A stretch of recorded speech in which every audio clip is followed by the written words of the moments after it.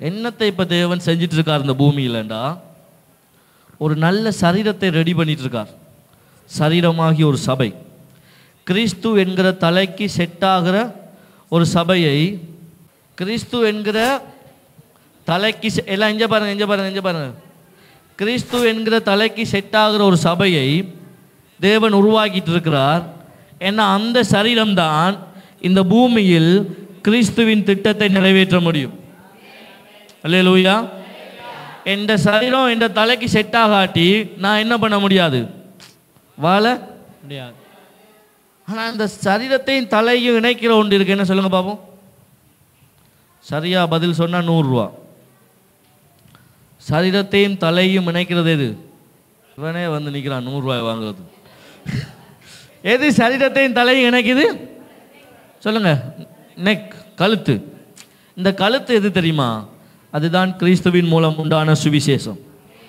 அந்த சுவிசேஷத்தை நம்ப நம்ப நம்ப நம்ப அதில் ஒரு வசனம் இருக்கு, அதை மட்டும் வாசி.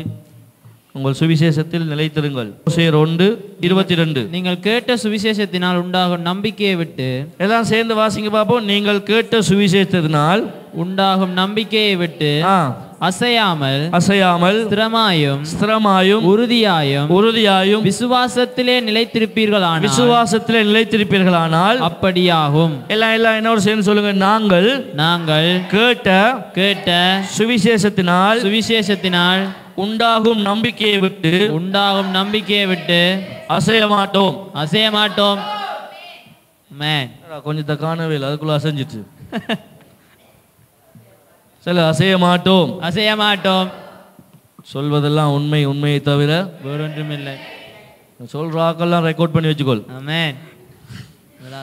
நாங்கள் கேட்ட சுவிசேஷத்தை நம்பிக்கையை விட்டு நாங்கள் அசைய மாட்டோம். நான் அசைய மாட்டேன். ஸ்திரமாயும் உறுதியாயும் விசுவாசத்திலே நிலைத்திருப்போம்.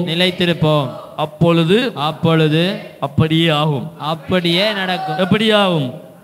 கேட்ட மாதிரியே செழிப்பு, கேட்ட மாதிரியே ஆரோக்கியம், கேட்ட மாதிரியே ஜீவன், கேட்ட மாதிரியே ஐஸ்வர்யம் உண்டாகும்.